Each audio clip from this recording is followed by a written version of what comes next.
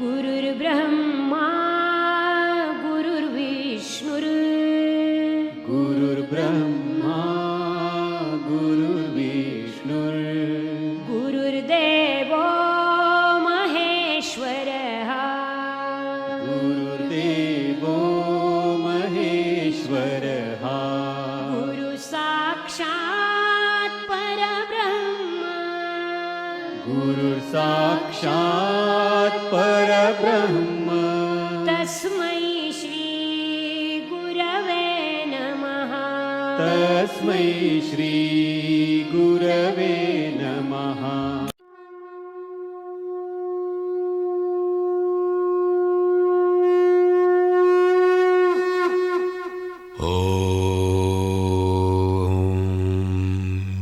श्री परमात्मने नमः। प्रेम से बोलो श्री कृष्ण भगवान की जय। मित्रों, भक्तों, मैं आचार्य श्री राजेंद्र कुमार सूर्यवंशी भगवान श्री कृष्ण की चरणों की धूल उनका शिष्य मित्रों, श्री विष्णु पुराण का यहाँ पर ज्ञान चर्चा चल रही है। मित्रों, विष्णु पुराण समस्त ग्रंथों में श्रेष्ठ है। मित्रों, श्री विष्णु पुराण आचार्य श्री राजेंद्र कुमार सूर्यवंशी के मुख के द्वारा आप तक अमृत पान करवा रहे। मित्रों, जरूर सुनिएगा। प्रेम से बोलो विष्णु भगवान की जय।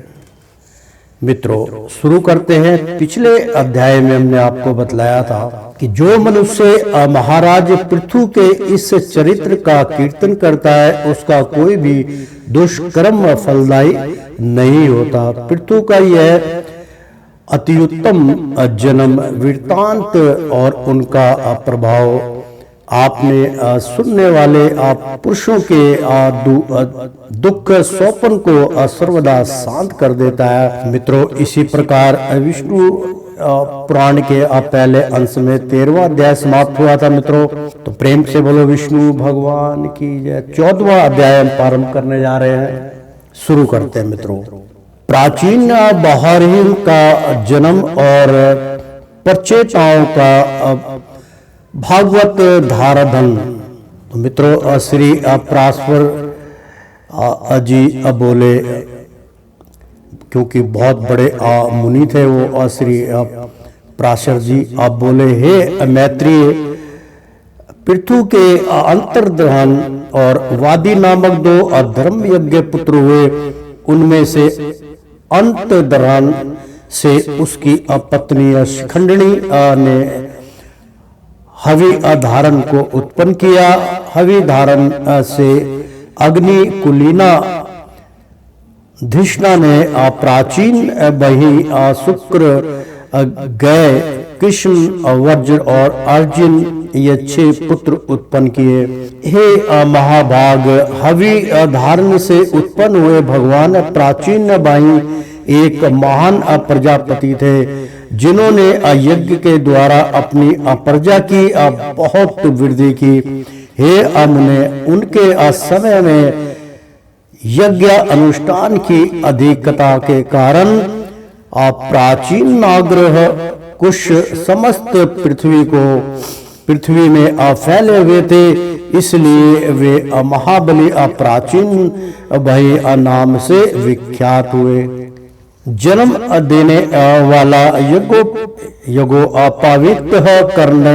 कराने वाला, अन्नदाता, भय से रक्षा करने वाला तथा जो विधादान करे, ये 5 पिता माने गए हैं। जिसे जैसे कहा गया है, जनकस्य चोपतनेतः ताच्या यश्च विदा प्रयच्छन्ति अन्नदाता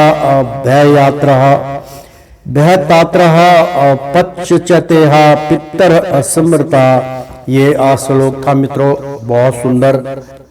कुश्य समस्त पृथ्वी में फैले हुए थे, इसलिए वे महाबली प्राचीन ब्रह्म नाम से विख्यात हुए।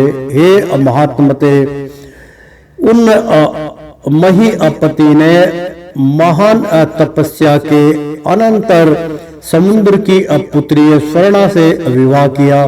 उस समुद्र कन्या स्वर्णा के प्राचीन भाई से 10 पुत्र हुए। वे प्रचेता नामक सभी पुत्र धनु विद्या के पारगामी थे। उन्होंने समुद्र के जल में रहकर 10,000 वर्ष तक समान धर्म का आचरण करते हुए घोर तपस्या की। श्री मैत्री जी बोले, हे महामनु, उन महात्मा प्रचेताओं ने जिस लिए समुद्र के जल में तपस्या की थी सो आप कहिए। श्री पार्षद जी कहने लगे, हे मैत्री, एक बार प्रजापति की प्रेरणा से प्रचेताओं के महात्म पिता प्राचीन ने उनसे अति असम्मान पूर्वक संतोन्नत पति के लिए इस प्रकार कहा। प्राचीन भाई बोले, हे पुत्रो, देवाधिदेव ब्रह्मा जी ने मुझे आज्ञा दी है कि तुम प्रजा की अभिवृद्धि करो और मैंने भी उससे बहुत अच्छा कह दिया है। अतः हे पुत्र गण, तुम भी मेरी प्रशंसा के लिए सावधानता पूर्वक प्रजा की वृद्धि करो, क्योंकि प्रजापति की आज्ञा तुमको भी सर्वथा मान्य है। श्री पराशर जी बोले, हे मुनिवर, उन राजकुमारों ने पिता के ये वचन सुनकर उनसे जो आज्ञा ऐसे कहकर फिर पूछा। प्रचेता बोले, हे तात, जिस कर्म से हम प्रजा वृद्धि में समर्थ हो सके उसकी आप हमसे भली प्रकार व्याख्या कीजिए। पिता ने कहा, वरदायक भगवान विष्णु की आराधना करने से ही मनुष्य को निस्संदेह इष्ट वस्तु की प्राप्ति होती है और किसी उपाय से नहीं। इसके सिवा और मैं तुमसे क्या कहूँ। इसलिए यदि तुम सफलता चाहते हो तो प्रजा वृद्धि के लिए सर्वभूतों के स्वामी श्री हरि गोविंद की उपासना करो। धर्म, अर्थ, काम या मोक्ष की इच्छा वालों को सदा अनादि पुरुषोत्तम भगवान विष्णु की ही आराधना करनी चाहिए। कल्प के आरंभ में जिनकी उपासना करके प्रजापति ने संसार की रचना की है, तुम उन अच्युत की ही आराधना करो। इससे तुम्हारी संतान की वृद्धि होगी। श्री पराशर जी बोले, पिता की ऐसी आज्ञा होने पर प्रचेता नामक 10 पुत्रों ने समुद्र के जल में डूबे रहकर सावधान पूर्वक तप करना आरंभ कर दिया। हे मुनि श्रेष्ठ, स्वर्लोकाय श्रह जगतपति श्री नारायण में चित्त लगाए हुए उन्होंने 10,000 वर्ष तक वही जल में ही स्थित रहकर देवाधिदेव श्री हरि की एकाग्र चित्त से स्तुति की, जो अपनी स्तुति की जाने पर स्तुति करने वालों की सभी कामनाएं सफल कर देते हैं। श्री मैत्री जी बोले, हे मुनि श्रेष्ठ, समुद्र के जल में स्थित रहकर प्रचेताओं ने भगवान विष्णु की जो अति पवित्र स्तुति की थी वह कृपया मुझसे कहिए। श्री पराशर जी अब बोले, हे मैत्रेय, पूर्व काल में समुद्र में स्थित रहकर प्रचेताओं ने तन्मय भाव से श्री गोविंद की जो स्तुति की है वह सुनो।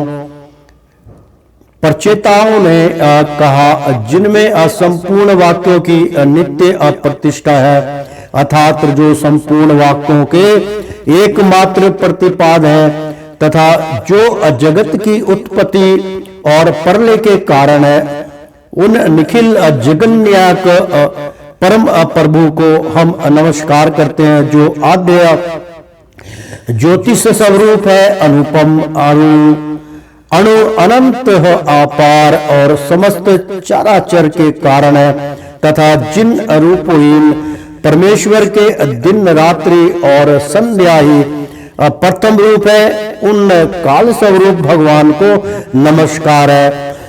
समस्त प्राणियों के जीवन रूप जिनके जिनके वर्ष से कुछ अधिक बीत जाने पर उस सुमुखी ने प्रणय युक्त मुस्कान से सुशोभित वचनों में फिर कहा, ब्राह्मण अब मैं स्वर्ग को जाती हूँ। यह सुनकर मुनि ने उस विशाल लाक्षी को आलिंगन कर कहा, उन काल स्वरूप भगवान को नमस्कार है। समस्त प्राणियों के जीवन रूप जिनके अमृतमय स्वरूप को देव और पितृगण नित्य प्रति भोगते हैं, उन सोम स्वरूप प्रभु को नमस्कार है, जो तीक्ष्ण स्वरूप अपने तेज से आकाश मंडल को प्रकाशित करते हुए अंधकार को भक्षण कर जाते हैं, तथा जो घाम शीत और जल के उद्गम स्थान है, उन सूर्य स्वरूप नारायण को नमस्कार है, जो कठिनता युक्त होकर इस संपूर्ण संसार को धारण करते हैं और शब्द आदि पांचों विषयों के आधार तथा व्यापक है। उन भूमि अरूप भगवान को नमस्कार है, जो संसार का योनि रूप है और समस्त देहधारियों का बीज है। भगवान हरि के उस जल स्वरूप को हम नमस्कार करते हैं, जो समस्त देवताओं का हव्य अभुक्कम और पितृगण का कव्य अभुक मुख है। उस अग्नि स्वरूप विष्णु भगवान को नमस्कार है, जो प्राण अपान आदि 5 प्रकार से देह में स्थित होकर दिन रात चेष्टा करता रहता है, तथा जिसकी योनि आकाश है। उस वायु रूप भगवान को नमस्कार है, जो समतल भूतों को अवकाश देता है। उस अनंत मूर्ति और परम शुद्ध आकाश स्वरूप प्रभु को नमस्कार है। समस्त इंद्रियां सृष्टि के जो उत्तम स्थान है, उन शब्द स्पर्शादि रूप विधाता श्री कृष्ण चंद्र को नमस्कार है, जो अक्षर और अक्षर इंद्रिया रूप से नित्य विषयों को ग्रहण करते हैं, उन ज्ञान अमूल हरि को नमस्कार है।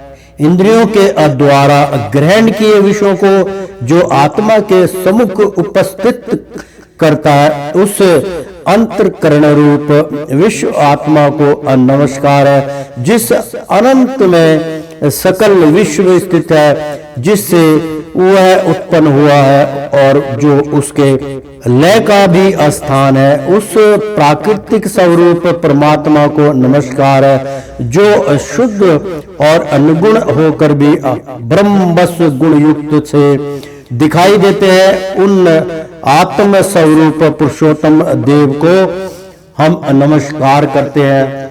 अधिकारी अंजनमा अशुद्ध निगुण निर्मल और श्री विष्णु का परम पद है। उस ब्रह्म स्वरूप को हम नमस्कार करते हैं, जो ना लंबा है, ना पतला है, ना मोटा है, ना छोटा है और ना काला है, ना लाल है, जो स्नेह अध्रुव कांति कांत तथा शरीर से रहित एवं अनासक्त और शरीरी जीव से भिन्न है, जो अवकाश स्पर्श गंध और रस से रहित तथा आंख कान विहीन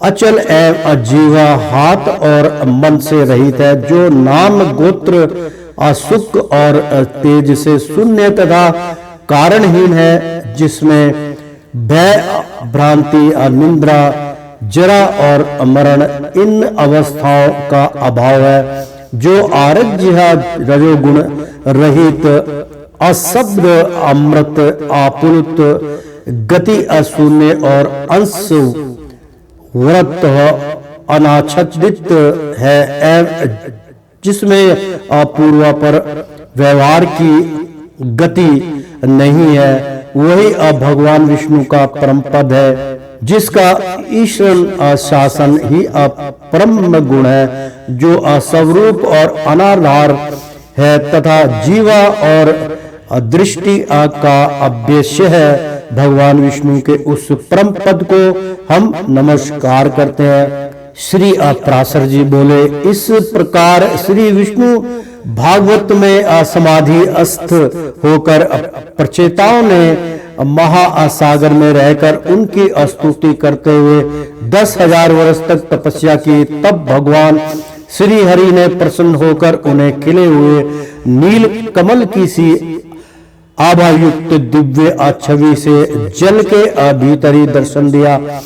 प्रचेताओं ने परीक्षित पक्षी राज गरुड़ पर चढ़े हुए श्री हरि को देखकर उन्हें भक्ति भाव के भार से झुके हुए मस्तकों द्वारा प्रणाम किया। तब भगवान ने उनसे कहा, मैं तुमसे प्रसन्न होकर तुम्हें वर देने के लिए आया हूं, तुम अपना अभिष्ट वर मांगो। तब प्रचेताओं ने वरदायक श्री हरि को प्रणाम कर जिस प्रकार उनके पिता ने उन्हें प्रजा वृद्धि के लिए आज्ञा दी थी, वह सब उनसे निवेदन की। तदनंतर भगवान उन्हें अभिष्ट वर देकर अंतर ध्यान हो गए और वे जल से बाहर निकल आए। प्रेम से बोलो विष्णु भगवान की जय। इस प्रकार श्री विष्णु पुराण के पहले अंश में 14वां अध्याय समाप्त हुआ। प्रेम से बोलो श्री कृष्ण भगवान की जय। 15वां अध्याय हम पहले अंश का प्रारंभ करने जा रहे हैं। मित्रों, शुरू करते हैं। प्रचेताओं का मरीषा नामक कन्या के साथ विवाह, दक्ष प्रजापति की उत्पत्ति एवं दक्ष की 8 कन्याओं के वंश का वर्णन। श्री पराशर जी अब बोले, प्रचेताओं के तपस्या में लगे रहने से कृषि आदि द्वारा किसी प्रकार की आरक्षा न होने के कारण पृथ्वी को वृक्षों ने ढक लिया और प्रजा बहुत कुछ नष्ट हो गई। आकाश वृक्षों से भर गया था, इसलिए 10,000 वर्ष तक ना तो वायु ही चला और ना प्रजा की किसी प्रकार की चेष्टा कर सकी। जल से निकलने पर उन वृक्षों को देखकर प्रचेतागण अति क्रोधित हुए और उन्होंने रोष पूर्वक अपने मुख से वायु और अग्नि को छोड़ा। वायु ने वृक्षों को उखाड़ कर सुखा दिया और प्रचंड अग्नि ने उन्हें जला डाला। इस प्रकार उस समय वहां वृक्षों का नाश होने लगा। तब वह भयंकर वृक्ष प्रलय देखकर थोड़े से वृक्षों के रह जाने पर उनके राजा सोम ने प्रजापति प्रचेताओं के पास जाकर कहा, हे नृपतिगण, आप क्रोध शांत कीजिए और मैं जो कुछ कहता हूँ सुनिए। मैं वृक्षों के साथ आप लोगों की संधि करा दूंगा। वृक्षों से उत्पन्न हुई इस सुंदर वर्ण वाली रतन स्वरूपा कन्या का मैंने पहले से ही भविष्य को जानकर अपनी अमृतमयी किरणों से पालन पोषण किया है। वृक्षों की यह कन्या मारीशा नाम से प्रसिद्ध है। यह महाभागा इसलिए ही उत्पन्न की गई है कि अनिश्चय ही तुम्हारे वंश को बढ़ाने वाली तुम्हारी धारिया हो। मेरे और तुम्हारे आधे आधे तेज से इसके ब्रह्म विद्वान दक्ष नामक प्रजापति उत्पन्न होगा और वह तुम्हारे तेज के सहित मेरे अंश से युक्त होकर अपने तेज के कारण अग्नि के समान होगा और प्रजा की खूब वृद्धि करेगा। पूर्व काल में वेदाताओं में श्रेष्ठ एक कांडू नामक मुनीश्वर थे। उन्होंने गोमती नदी के परम रमणीक तट पर घोर तप किया। तब इंद्र ने उन्हें तपोभ्रष्ट करने के लिए परमोलोचा नाम की उत्तम अप्सरा को नियुक्त किया। उस मंजुहासिनी ने उन ऋषि श्रेष्ठ को विचलित कर दिया। उसके द्वारा सुबुद्ध होकर वे 100 से भी अधिक वर्ष तक विषयासक्त चित्त से मंद्राचल की कंदरा में रहे। तब हे महाभाग, एक दिन उस अप्सरा ने कंडू ऋषि से कहा, हे ब्राह्मण, अब मैं स्वर्गलोक को जाना चाहती हूँ, आप प्रसन्नता पूर्वक मुझे आज्ञा दीजिए। उसके ऐसा कहने पर उसमें आसक्ति चित्त हुए मुनि ने कहा, भरदे, अभी कुछ दिन और रहो। उनके ऐसा कहने पर उस सुंदरी ने महात्मा कंडू के साथ अगले 100 वर्ष तक और रहकर नाना प्रकार के अभोग भोगे। तब भी उसके यह पूछने पर कि भगवान, मुझे स्वर्ग लोक को जाने की आज्ञा दीजिए। ऋषि ने यही कहा कि अभी और ठहरो। तदंतर 100 वर्ष कुछ अधिक भी जाने पर उस सुविखी ने प्रणयुक्त मुस्कान से सुशोभित वचनों में फिर कहा। मित्रों, ये प्रसंग बहुत सुंदर था, इसलिए मैंने इसकी दोबारा व्याख्या की, इससे पहले भी कर चुका हूं मैं, तो ध्यान से सुनिए। फिर कहा, ब्राह्मण, अब मैं स्वर्ग को जाती हूँ। यह सुनकर मुनि ने उस विशालाक्षी को आलिंगन कर कहा, अय शुभ्र, अब तो तू बहुत दिनों के लिए चली जाएगी, इसलिए क्षण भर तो और ठहरो। तब वह सुशोभनी सुंदर कर्म वाली क्षण भर तो और ठहर। तब वह श्रोणी सुंदर कमर वाली उस ऋषि के साथ कीड़ा करती हुई 200 वर्ष से कुछ कम और रही। हे महाभाग, इस प्रकार जब जब वह सुंदरी देवलोकों को जाने के लिए कहती, तभी तभी कांडुवास ऋषि उससे यही कहते कि अभी ठहर जा। मुनि के इस प्रकार कहने पर प्रणय भंग की पीड़ा को जानने वाली उस दक्षिणा ने अपने दक्षिणा वश तथा मुनि के शाप से भयभीत होकर उन्हें ना छोड़ा, तथा उन महर्षि महादेव का भी कमास्यक्त चित्त से उसके साथ अहर्निश रमण करते करते उसमें अनित्य नूतन प्रेम बढ़ता गया। एक दिन वे मुनिवर बड़ी शीघ्रता से अपनी कुटी से निकले। उनके निकलते समय वह सुंदरी बोली, आप कहाँ जाते हैं? उसके इस प्रकार पूछने पर मुनि ने कहा, हे अशुभे, दिन अस्त हो चुका है, इसलिए मैं असंध्यो उपासना करूंगा, नहीं तो नित्य क्रिया नष्ट हो जाएगी। तब उस सुंदर दांतों वाली ने उन मुनीश्वर से हंसकर कहा, हे अस्वर्धर्म यज्ञ, क्या आज ही आपका दिन अस्त हुआ है?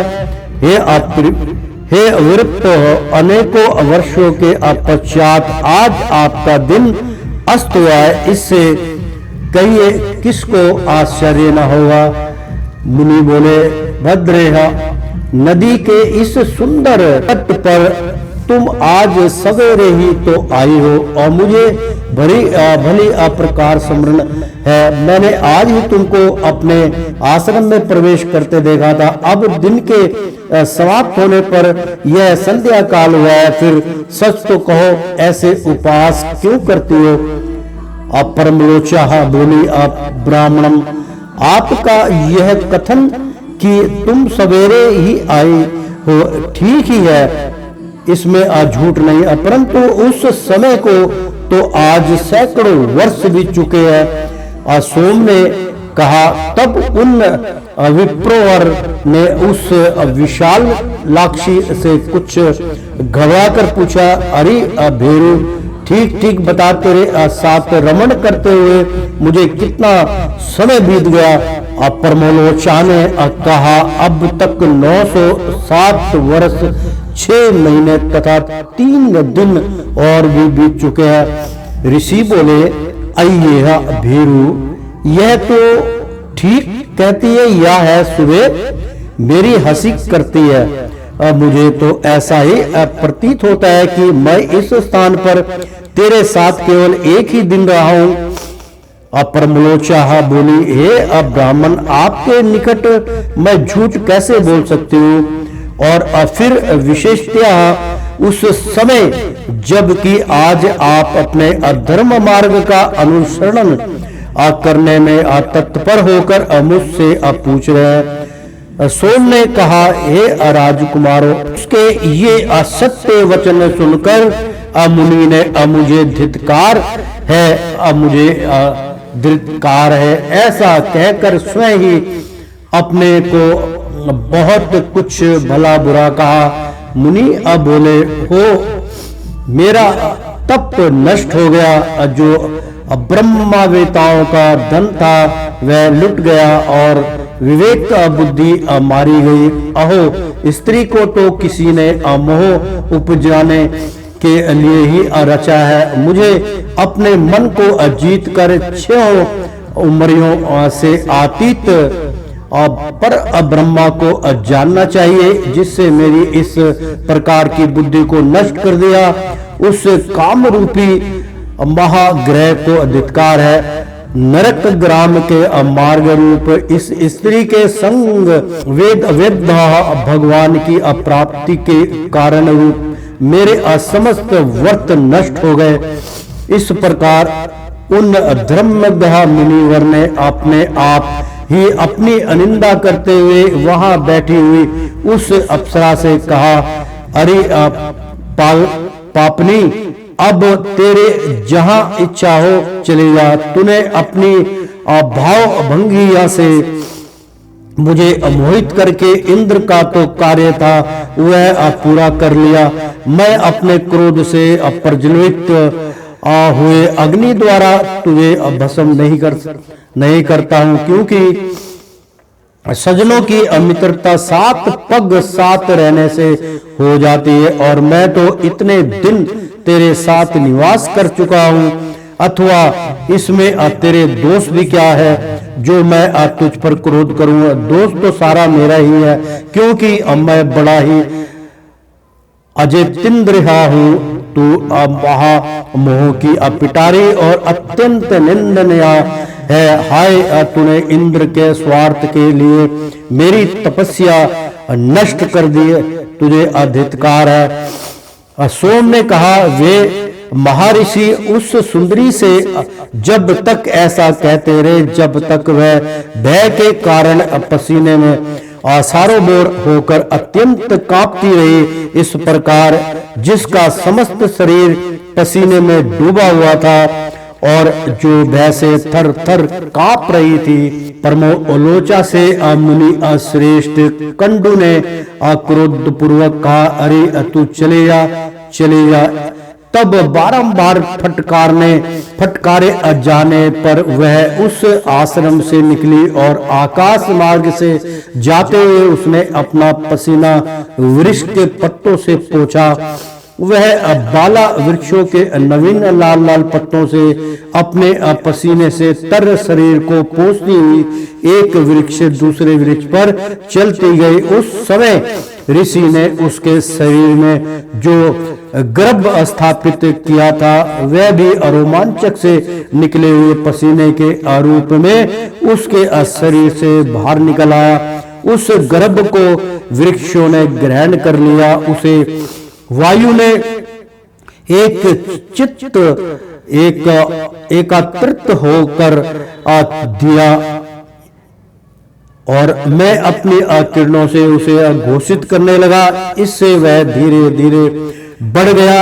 वृक्षागर से उत्पन्न हुई वह मारिशा नाम की सुमुखी कन्या तुम्हें वृक्ष गण संपन्न करेंगे। अतः अब यह क्रोध शांत करो। इस प्रकार वृक्षों ने उत्पन्न हुई वह कन्या परमोलोचा की पुत्री है तथा कंडु मुनि के मेरी और वायु की भी संतान है। श्री पराशर जी बोले, हे मैत्री, तब यह सोचकर कि प्रचेता गण योग भ्रष्ट की कन्या होने से मारिशा को अग्रह न समझे सोम देव ने कहा, साधु श्रेष्ठ भगवान कंद हो भी तप के क्षीण हो जाने से पुरुषोत्तम क्षेत्र नामक भगवान विष्णु की निवास भूमि को गए और हे राजपुत्रों, वहां से महायोगी एक निष्ठ होकर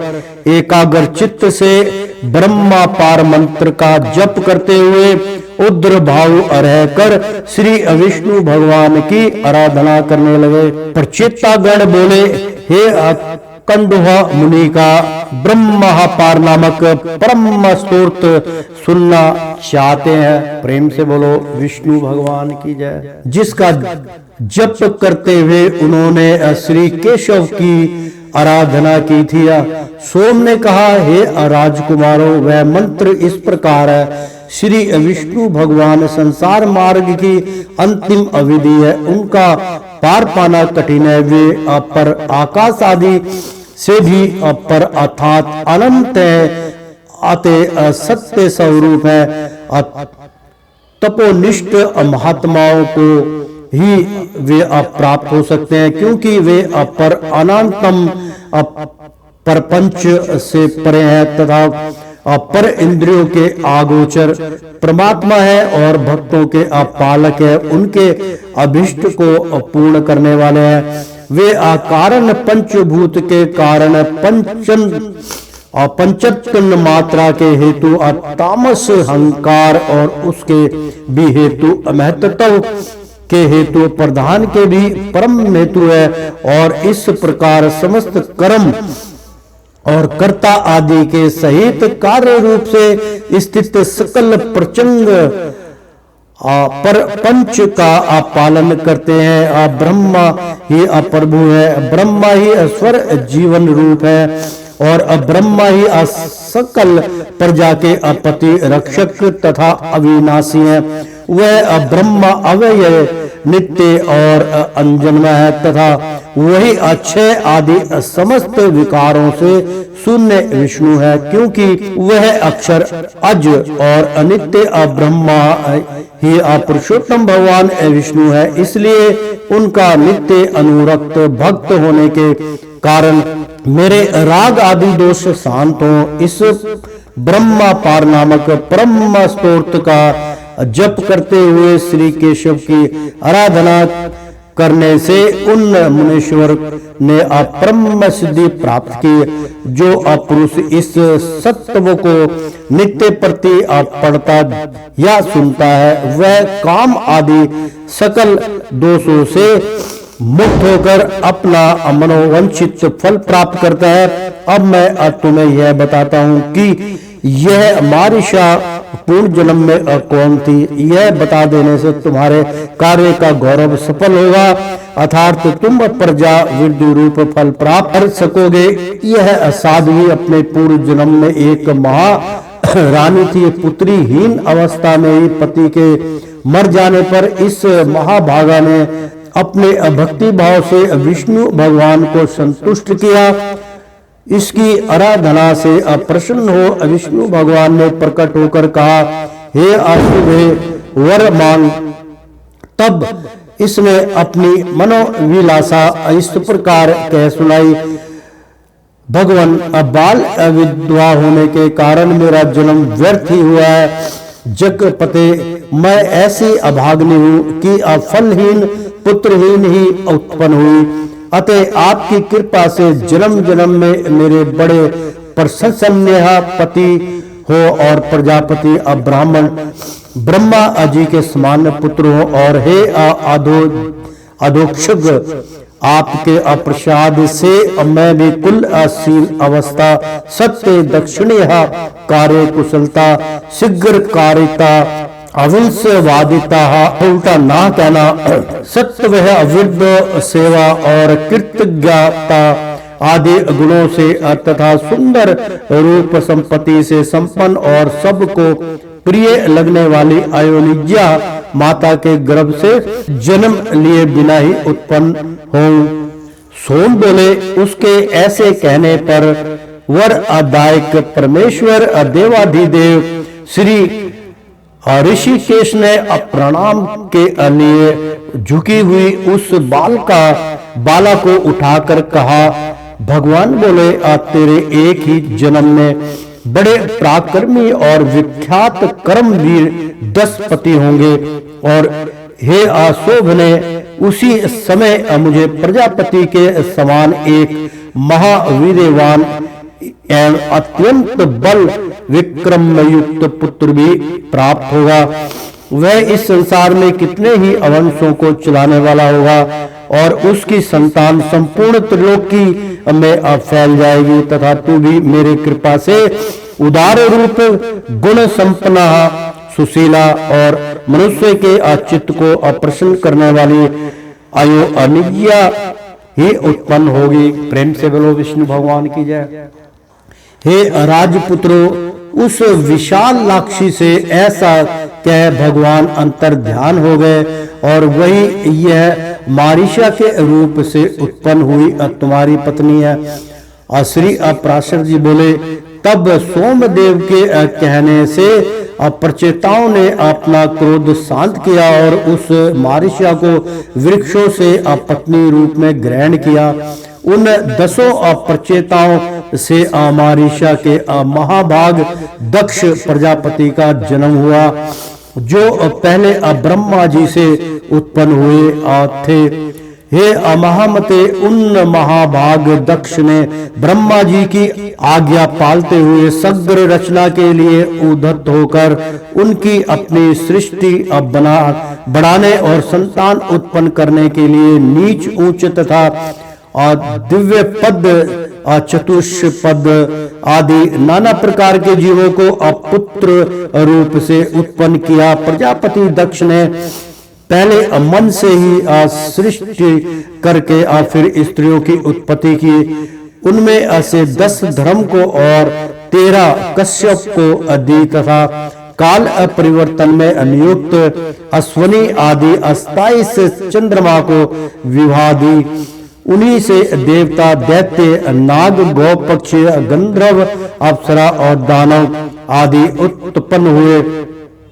हे मैत्रेय, दक्ष के समय से ही प्रजा का मैथुन स्त्री पुरुष संबंध द्वारा उत्पन्न होना आरंभ हुआ है।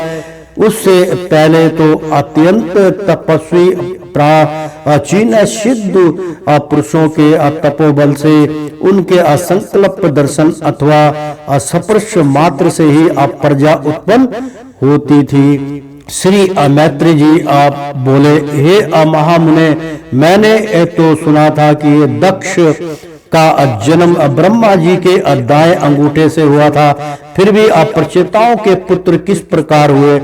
हे ब्राह्मण, मेरे हृदय में यह बड़ा संदेह है कि सोमदेव के दहित्र दैवते होकर भी फिर भी वे उनके सवसुर हुए। श्री पराशर जी बोले, हे अमैत्रीय, प्राणियों के उत्पत्ति और नाश प्रभाव रूप से नियंत्रण हुआ करते हैं। इस विषय में ऋषियों तथा अन्य दिव्य दृष्टि पुरुषों को कोई मोह नहीं होता। हे अमुनि श्रेष्ठ, ये दक्ष आदि युग युग में होते हैं और फिर लीन हो जाते हैं। इसमें विद्वान को किसी प्रकार का संदेह नहीं होता है। दिव्यतम, इनमें पहले किसी प्रकार की ज्येष्ठता अथवा कनिष्ठता भी नहीं थी। उस समय तप और प्रभाव ही उनकी ज्येष्ठता का कारण होता था। प्रेम से बोलो श्री कृष्ण भगवान की जय। श्री मैत्री जी बोले, हे ब्राह्मण, आप मुझसे देव, दानव, गंधर्व, सर्प और राक्षसों की उत्पत्ति विस्तार पूर्वक कहिए। श्री पराशर जी बोले, हे महामुने, स्वयंभू भगवान ब्रह्मा जी की ऐसी आज्ञा होने पर ही तुम प्रजा उत्पन्न करो। दक्ष ने पूर्व काल में जिस प्रकार प्राणियों की रचना की थी वह सुनो। उस समय पहले तो दक्ष ने ऋषि, गंधर्व, असुर और सर्प आदि मानसिक प्राणियों को ही उत्पन्न किया।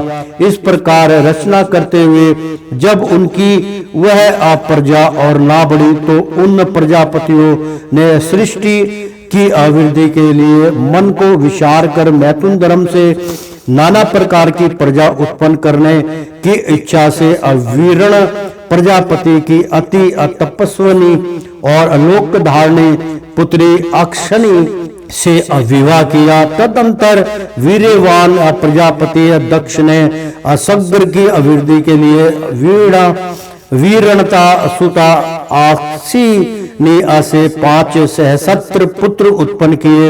उन्हें प्रजा वृद्धि के इच्छुक देख प्रियवादी देव ऋषि नारद ने उनके निकट जाकर इस प्रकार कहा, हे महापराक्रमी हरेश्वर गण, आप लोगों की ऐसी चेष्टा प्रतीत होती है कि आप प्रजा उत्पन्न करेंगे, सो मेरा यह कथन सुनो। खेद की बात है, तुम लोग अभी नीरे अन्न विज्ञ हो, क्योंकि अब तुम इस पृथ्वी का मध्य ऊर्ध्व ऊपरी भाग और अध नीचे का भाग कुछ भी नहीं जानते, फिर प्रजा को रचना किस प्रकार करोगे? देखो, तुम्हारी गति इस ब्रह्मांड में ऊपर नीचे और इधर उधर सब और अपराजित बेआरोप टोक है। अतः हे अज्ञानियों, तुम सब मिलकर इस पृथ्वी का अंत क्यों नहीं देखते? नारद जी के इस वचन सुनकर वे सब भिन्न भिन्न दिशाओं को चले गए और समुद्र में जाकर जिस प्रकार नदियां नहीं लौटती, उसी प्रकार वे भी आज तक नहीं लौटे। तो प्रेम से बोलो श्री विष्णु भगवान की जय। तो श्रीमन नारायण नारायण हरि हरि, तेरी लीला सबसे न्यारी न्यारी, बोलो हरि हरि। ओ विष्णु नारायण नारायण हरि हरि, ओ लक्ष्मी नारायण नारायण हरि हरि। मित्रों, भक्तों, श्री विष्णु पुराण का यहाँ पर कथन चल रहा है। किस प्रकार से सृष्टि की रचना हुई, कौन कौन से महर्षि उत्पन्न हुए, किस प्रकार से उन्होंने इस सृष्टि की रचना की, बहुमत बनाया। तो मित्रों, एक बार प्रेम से बोलो श्री कृष्ण भगवान की जय। मित्रों, भक्तों, एक बार बोल दो ना, राधे राधे, कृष्णम कृष्णम।